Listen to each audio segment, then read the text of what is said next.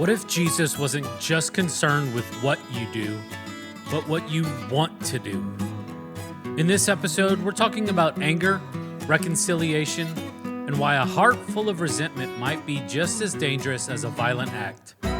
Let's talk about the kind of righteousness that goes deeper than behavior. Here on the Pastor's Potluck, our goal is to encourage you and maybe in the process, entertain you. If you're ready, let's dig in. Welcome to another episode of the Pastor's Potluck podcast. We are continuing our discussion as we're making our way through the Sermon on the Mount. Yes. With Jesus. We hope that you've enjoyed all of our conversation. I know that I have enjoyed breaking it down and having good conversation. I've heard a couple people say that they appreciated that we are getting back into this, something that the sermon series that you have done 5 years ago called Upside Down. So it was like a good refresher course for them. But then also other people that don't come to this church have said, hey, I'm really enjoying this. This is good stuff. So thanks, Mom. Yeah, our biggest fan. Yeah. It's she's good. She's proud. She's a proud mama. Yeah. But so today we're getting into something that is I think that some in some of the sermons that you have talked about with I think you brought it up in the Watch Your Mouth series. I think you've brought it up in other series, but just what the Bible says about anger and conflict resolution. And so we're going to be talking about that, breaking down what Jesus says, what the Bible directs us to do, how we're supposed to go about it, and deal with this huge heart issue. Jesus equates anger with murder in the heart. So why do you think that he takes something as invisible as anger so seriously? Yeah, so if you're tracking with how the sermon has gone, it starts off with reorienting people around the people that will be part of God's kingdom, which would be the people that most people don't consider blessed. And then he got into that Israel's vocation and purpose was always to be salt and light. And now this is the people of the kingdom's job, to be salt and light. And then last week we talked about how Jesus said that it's going to take a righteousness beyond what the scribes and Pharisees even could. And those were the most pious people ever. That's what the righteousness of the kingdom is going to look like. And now for the rest of the Sermon on the Mount, he's going to give specific examples. Again, the Sermon on the Mount is not a checklist of do's and don'ts necessarily. It's more of giving, these are going to be examples of what this greater righteousness looks like. Because again, the point was love God, love people. That's ultimately where Jesus drives the whole thing too in his ministry. But that means that you don't have to have a verse for everything. Yeah. And so rather than these being hard and fast lists, you need to see these as examples of what that righteousness looks like. Yeah. And so that gets us to your question, why focus on anger when the law simply said, do not murder? Yeah. And Jesus' point over and over again in the Sermon on the Mount is this, that the law set the bar pretty low, and in the kingdom, the righteousness bar is pretty high. So it's not just enough that you made it throughout the day without killing someone, and then you go home and you pat yourself on the back going, well, I didn't commit murder today, so I must be a very righteous person. And you go, well, I think all of us in 2025 can see that bar is pretty low. Yeah. Granted, there was probably a lot more killing and stuff going on in the first century and in the time that this is going on, but like, it's not that big of an accomplishment where you should pat yourself on the back when you sit down in the recliner at the end of the night and go, I didn't kill anyone today. I didn't murder. And you go, well, and so what Jesus is doing, again, never lowers the bar for even where it was. He now brings it to a full understanding. He goes, it's not just that you didn't murder someone today. Yeah. Did you get angry with someone today? to where, truthfully, if murder wasn't, so harshly punished that you might have thought about it. Yeah. He goes, now I'm starting to deal with the internal issue, and not that murder is the external issue, but what's going on the inside that ever leads to murder. He goes, it's anger. Yeah. It's hatred towards somebody else. Let's start dealing with those invisible things, as you called them, because if you don't deal with the invisible stuff going on in your heart, eventually there will be a physical manifestation of it. Yes. That's what's going on. Nobody just ends up murdering somebody without there being some sort of internal issue that goes undone. Yeah. Next week, we're going to talk about Jesus' talk about how it's not just adultery that you need to stay away from, but that it's any sort of sexual lusting or anything like that. Because it's not just what ends up happening. All of that was birthed by something on the inside. Yes. And so all of these passages is Jesus just simply going, you've heard it said, do not commit murder. And they're like, yeah, we've heard that. That's one of the big 10. Yeah, we're good on that. We're not committing murder. Jesus, goodness, like we're not doing that. And he goes, yeah. But I say unto you, if you're even angry with someone in your heart, and again, this doesn't mean like Jared did something silly and I got mad at him for a second. Yeah. Jesus is not talking about like, oh, you lost your temper. That doesn't mean that I want to kill Jared. He's talking about these fixed heart positions of this just smoldering anger, like where there's just something not right inside. Yeah. So like you could look at this and go, oh, well, see, the passage says if you're even angry with someone in your heart, you've already killed him. And he goes, no, of course, Jesus wasn't an idiot. Yeah. Okay, so we have to read into some of this stuff to go, he's talking about when you start to hold grudges, when these begin to be fixed heart positions, where it's like, I have felt this way about you for 2 years, and truthfully, if it wasn't against the law, I would kill you. Yeah. He's talking about those sorts of fixed heart positions, not just like someone did something that you didn't like, and so therefore you had a poor reaction for a moment in regards to that. I would imagine Jesus would go, yeah, let's get to the point where we don't have those poor reactions. Yeah. But when we're talking about murdering someone in the heart, we're not just talking about somebody that like something that happened in a moment. Yeah. This is something that like you have not uprooted the bitterness and the anger in your heart towards that other person, and you keep adding to it. It's growing within you. He goes, that right there. And again, what the religious people of the day would do, and honestly, this is what religious people of our day would do. They'd go, well, if it's only in my heart and no one can see it, I'm not doing the outward expression of it, then it's not really that big of a deal. Yeah. That's how you know that you're dealing with a very religious mindset. Yeah. Is that at the moment that you start going, well, there's no physical manifestation of the sin, so therefore whatever happens internally is not a big deal. It's good. No. This is what the religious leaders of that day, and even to this day, there's a lot of Christians that still misunderstand this. Jesus is not simply trying to modify your behavior. Jesus is trying to change your heart to where the behavior takes care of itself. Yeah. Again, I'm not just trying not to kill people. Yeah. What the goal is that inside my heart I could be such at peace with the Lord and with others that anger becomes a thing of the past. Yeah. To where I'm not so easily set off. That's what the picture Jesus is painting.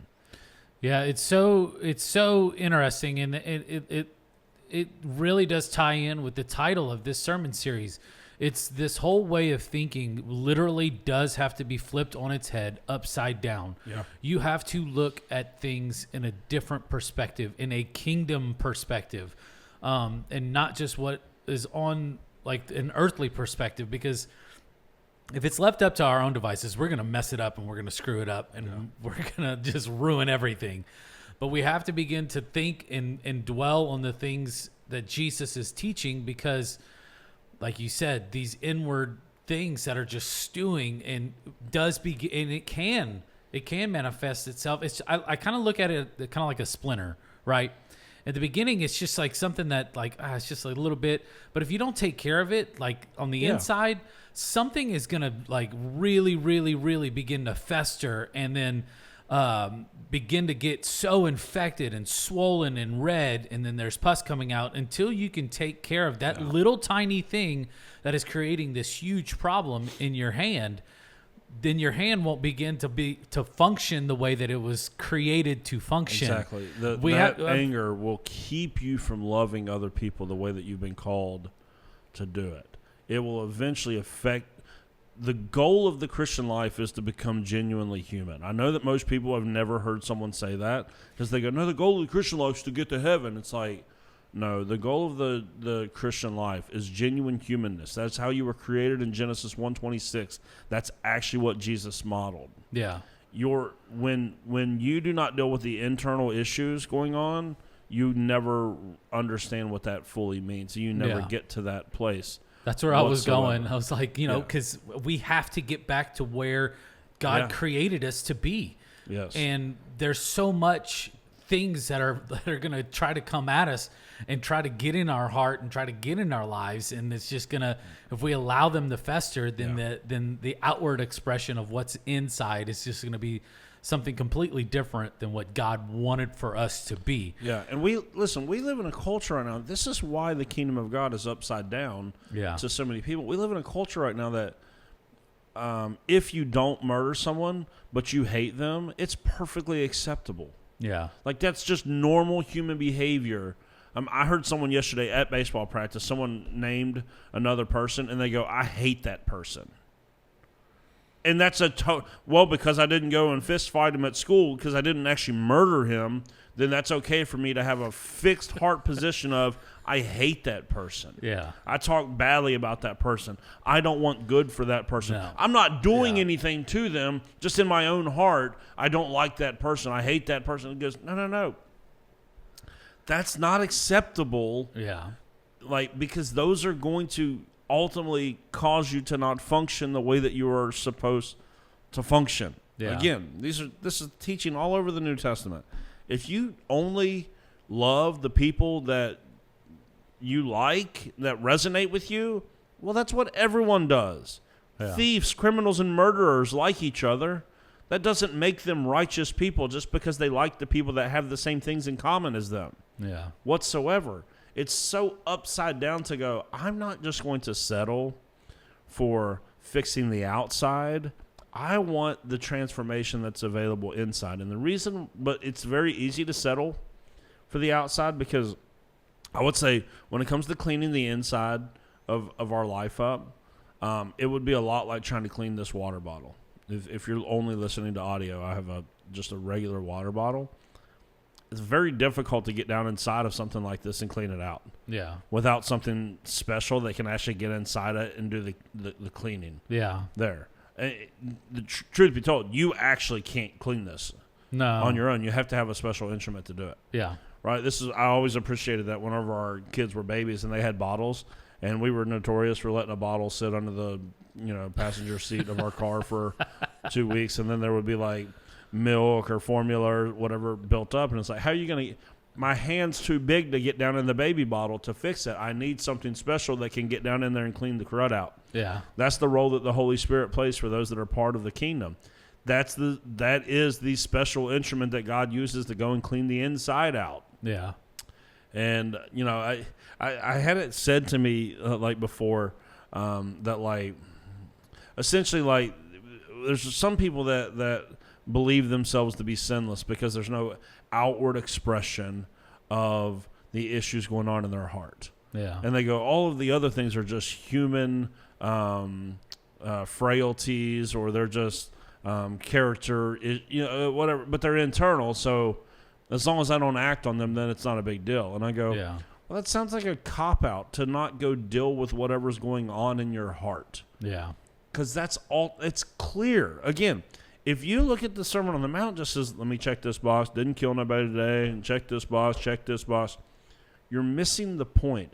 What the Sermon on the Mount is trying to do is to call you beyond the external and to allow the Holy Spirit to actually transform you internally to where murder is clearly not an option, But even holding a grudge against somebody is no longer. Having ill will towards someone is no longer an option. Yeah. Not being in right relationship with everyone that you can, as far as it depends upon you, is no longer an option. Yeah. That's where Jesus is trying to lead people to, because the purpose is to be salt and light, as we talked about 2 weeks ago. How amazing would it be to run into a group of people that you literally can't offend, that you cannot upset, that does not hold grudges, that forgives and seeks reconciliation? That sure would be a weird group of people. Yeah. That sure would seem like salt and light in a world where holding a grudge is perfectly normal. In fact, when you hold a grudge in our community, you'll find 2 of your best friends to pat you on the back and go, "That's right." Yeah. Give them exactly what they deserve. Yeah. That's right. We hate them too. We'll talk trash about them on Facebook now. Like, you'll get patted on the back for that. So, again, all of this is driving you to be salt and light, because, man, being unoffendable and being a non-angry person, not holding grudges, and when you do something wrong, seeking forgiveness and then giving forgiveness when other people have wronged you, Yeah.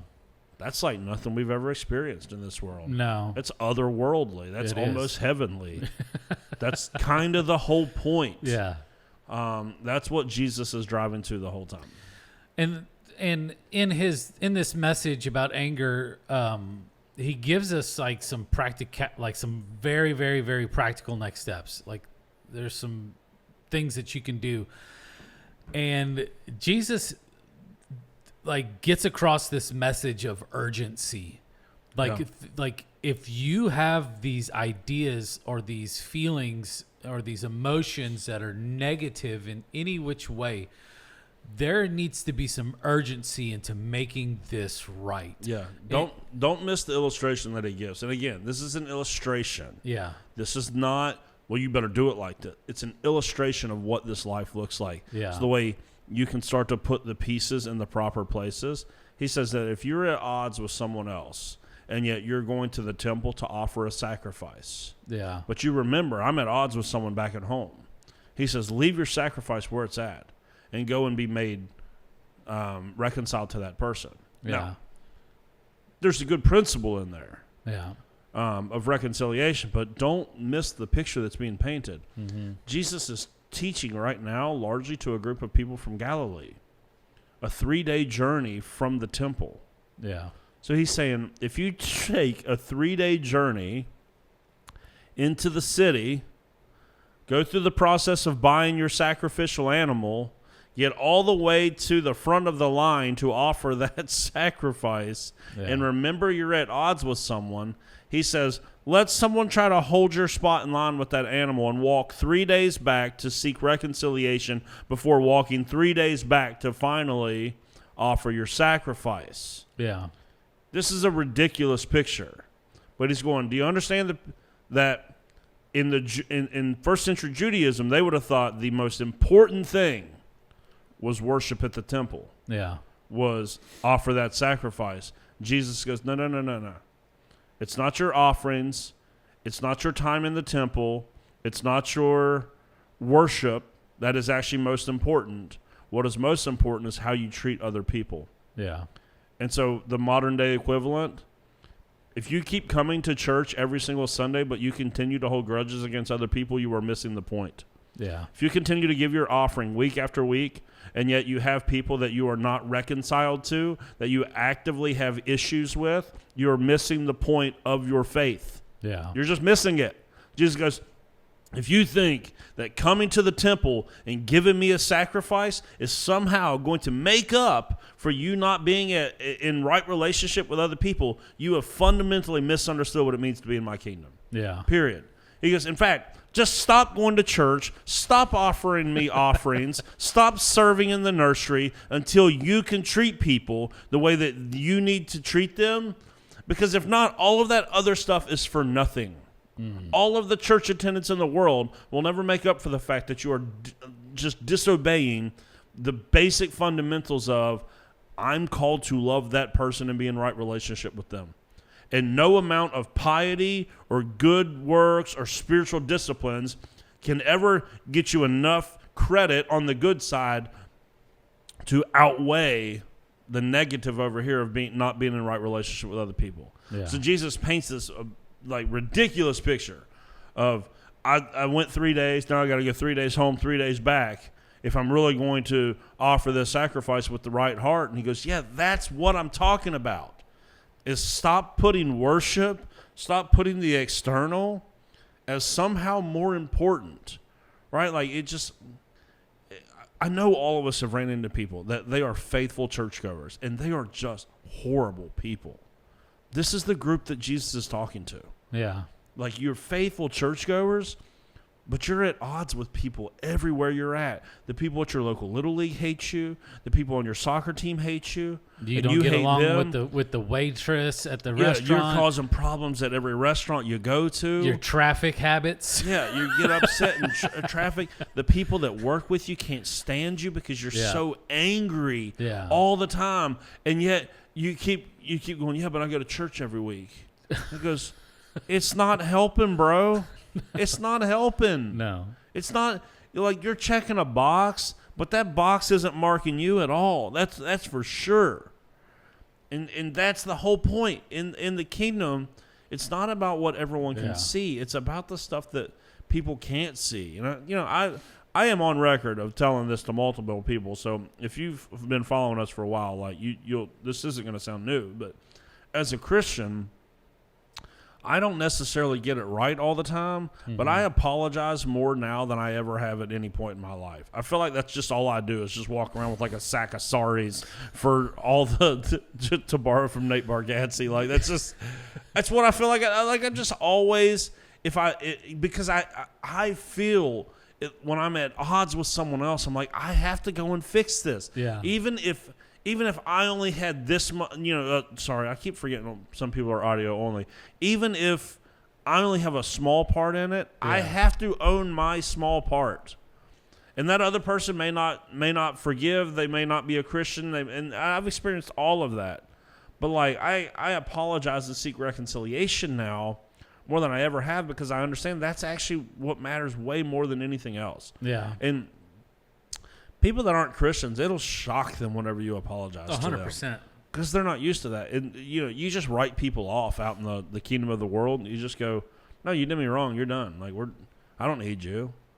And it's like, but Christians, we're called to a higher level of reconciliation. We go, no. My church attendance and my offering and my sacrifices and all of this don't even matter if I can't do the most basic fundamental thing of loving people. And when Jesus talks about loving people, he was not talking about just loving the people that look like you and act like you and please you. I mean, he's pretty clear, like, you're supposed to love your enemy. Mm-hmm. Pray for those that persecute you. And so, it's so fundamental in the kingdom, and yet it's so countercultural for the world that we live in. It's so common for someone to place their church attendance and service and offerings as the priority while turning around and holding grudges and treating people poorly. And they go, you're just missing it. Yeah. If that's how you're living your life, you're just really missing it. Yeah. That's what the greater righteousness that Jesus talked about in the previous passage looks like. It's like, it's not just a righteousness that doesn't kill people. Yeah. It's a righteousness that doesn't even hold a grudge against someone that's done something wrong to you. Yeah. So this is gonna, because I know that there's gonna be a lot of people that probably hear this message and they go, "Oh, well, sometimes it's justified. My anger is justified. It's a righteous anger." I think that we have to clearly define the difference between a righteous anger and a sinful anger, because it's just inevitable that people are going to find loopholes. They're going to try to push that line and try to push against it and go, like they did this, they did that. I think one of the most powerful videos I've ever seen was this guy. He was in the courthouse, and they were deliberating or allowing the family members of this young girl that got murdered to be able to talk to the convicted murderer. And one by one, each and every single family member got up there and just said, I hate you. I despise you. I hope you die. I hope you rot in hell. And then the father gets up there and he just looked at him and he just said, I love you and I forgive you. Yeah. I think that if you look at the difference between, I think that he understood that where his mind and his heart was going was sinful in every single regard. I think that if you have a righteous anger, then it should be towards the injustices that were done towards other people. And I think that is that safe to say that that's okay to get upset and angry about? Okay, so I preached a series back in 2023. That's what I was just finding the notes for, called No Offense, where we were talking about how to live unoffendable, because the essence of being offended is anger, essentially. Yeah. And anger is a secondary emotion, so there's always something else going on underneath the surface. And I read this book by a guy named Brant Hansen called Unoffendable, where he makes the case. He goes, I don't understand why so many Christians have this theology of a righteous anger when there's no command in the New Testament to be angry about anything whatsoever. So he goes, no, I think there's the myth. He said the myth of righteous anger actually impedes the taking of action because it lets us congratulate ourselves for a feeling rather than actually doing something. So this whole idea that, like, where do we see the command to be righteously angry about anything in the New Testament? And how does being righteously angry square with this idea that I'm supposed to love God and love people? Where does anger fit into love? Yeah. It doesn't. It doesn't. The point is a square peg in a round hole. Yeah, the point is, I don't think anger is something that humans are ever commanded to do or to be. And I think that anger always, no matter how short or long-lived it is, always has negative effects on the heart and the soul and the mind and the relationships of the person. Because I think it's not easily controlled. Right. With anger comes irrational behavior. Yeah. Arthur Brooks said in his book, Who Really Cares? He says, the people who are often the most indignant voices of protest of injustice are actually the least likely to part with their own resources to do anything about it. He says, so those people that are righteously angry are actually the least likely people to do anything about what's going on. Because anger doesn't actually lead us to do anything other than talk about it. Love actually propels us to do something. That's great. And so I would say this whole idea that, like, people want to go to, what is it, Ephesians, where he says, in your anger, do not sin. They go, see, we're going to get angry. And I go, if you think that that's what that verse is trying to tell you, that there's going to be moments where it's okay to be angry, you are fundamentally misunderstanding the whole New Testament whatsoever. He's saying, do not sin. Do not sin, because when you're angry, you clearly have a high propensity to sin. So does that mean that that's a command that we're going to get angry, or does it sound like Paul is, through the power of the Spirit, warning you against anger because anger leads to sin? Yeah. There's no such thing as righteous anger. And if there is, there's only one person in the Scriptures that we've ever seen properly handle anger, and that's God. That's why anger is only meant to be something that God is able to handle. It's far too powerful for humanity to handle, as we have evidenced for our whole history. Our whole history, we have made a mess of our anger. Righteous anger, what has it ever done? Yeah. Caused more problems, So right? true. Caused more strife. We're like, well, we're righteously angry at this group over here, so now we're going to go fight them and drop bombs on them. And you go, oh, you mean just more violence? Yeah. Oh, great. I'm certain that why has all, and again, I am not some massive pacifist, but I do have to ask the just philosophical question with the fact that the world has been fighting now since its inception, and it's still fighting.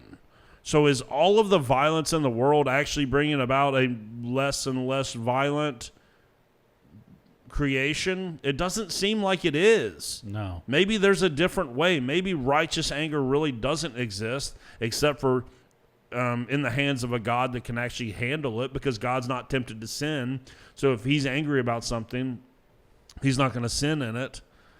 So maybe we just leave anger to God, and it's just not something that's for us. And I know, so it's like we got to stop going, well, this is, my dad was an angry person, and now it's just been passed on to me, so I'm just an angry person. I'm just trying to do my best. He goes, no. Stop. Like, your earthly father may be an angry person, but your heavenly Father is not. And he is the one in whose image that you are actually created. So what dad do you actually want to look like? The one that keeps giving you an excuse for your foolishness and nonsense? No, of course not. I want to look like my heavenly Father. So I'm going to leave anger up to God, and I'm going to do my best to rid myself of whatever it is that's causing the anger. Because, again, anger, being a secondary emotion, is always triggered by something else. Anger only ever points to something broken within you, right? And so when you're angry, like, it's probably pointing to something so much deeper that actually needs your attention. And if you would heal whatever that is that's within you that's so much deeper and more difficult, the bottom of the bottle, if you would heal that, you would stop getting angry. Yeah. Completely, right? A lot of anger is actually insecurity being masked. Yeah. Right? Something triggers within us that we're less than. We feel insecure, so then we fire back at the world with anger, even though what we really are is hurt because we're insecure. Right, or we're anxious, and so my anxiety sometimes comes out as anger. My insecurity comes out as anger. Past hurts that are not healed come out as anger in people that have wounds and trauma. And he goes, "Oh, that's just an angry person." He goes, "No, that's probably a really hurt person that hasn't healed from what they've gone through. And if they would heal from what they've gone through, they'd be way less angry." So it's not just like, oh, my dad had a temper, my mom had a temper, so I have one, or oh, I'm Irish, so I'm just a little bit fiery. No. Listen, whatever excuse you're giving yourself for your anger, you need to nail it to the cross and understand that anger is not for you. I was gonna say, how do we tie this to the cross and fully grasp this concept of reconciliation with ties to the cross? Like we understand that without the cross, then there is no path forward for us. Yeah.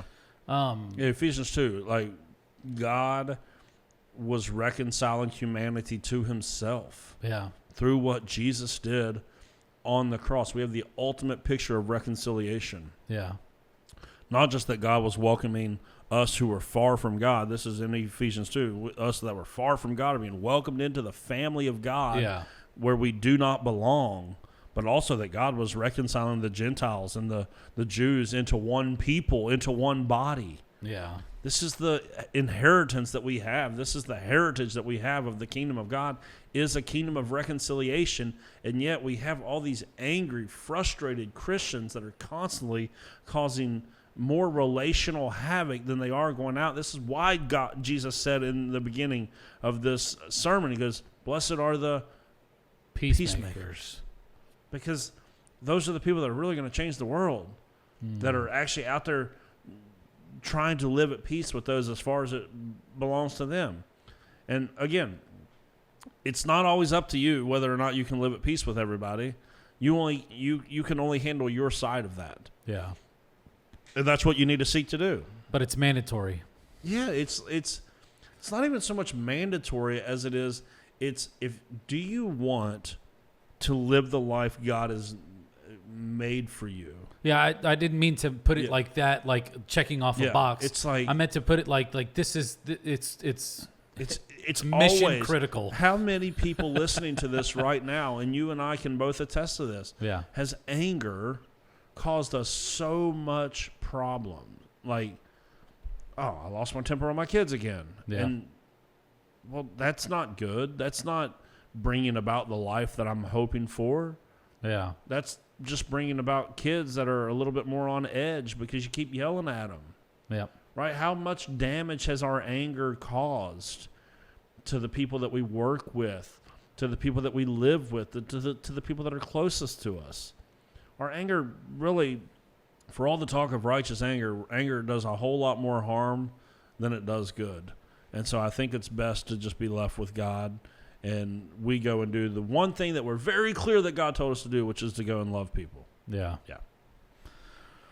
Oh my goodness. This is good.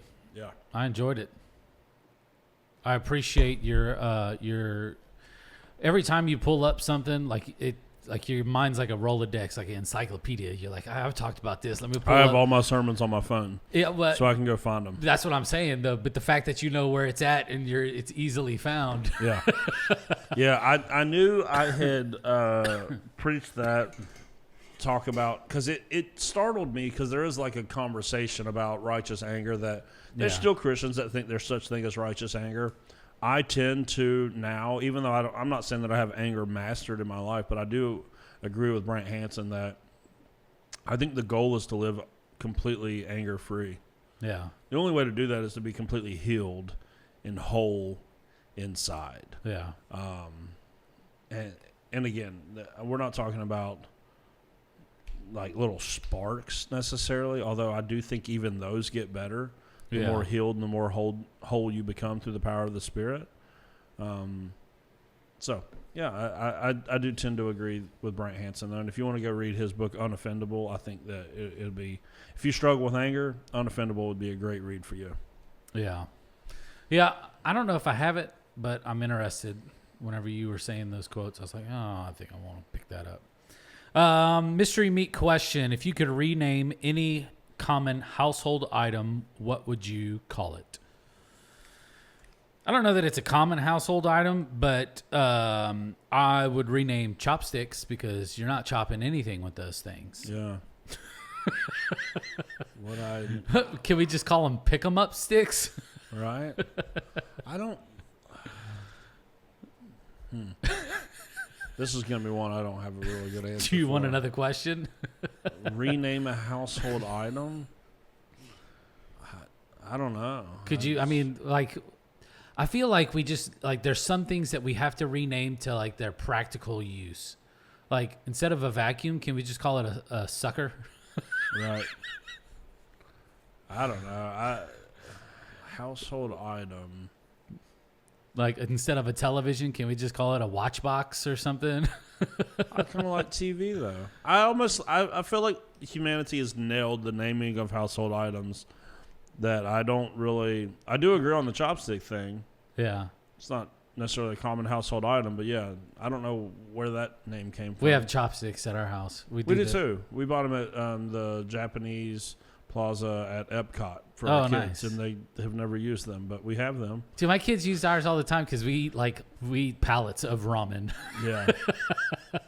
Yeah, no, we don't use ours, but I'm just going to steal yours and say chopsticks is a ridiculous name because you don't chop with them. Yeah. Everything else I think that we nailed. Yeah, I'm on the side of humanity right now. They nailed can opener. I mean, I don't get where like fork and spoon and knife come from. I was thinking maybe the spork would be one I would rename.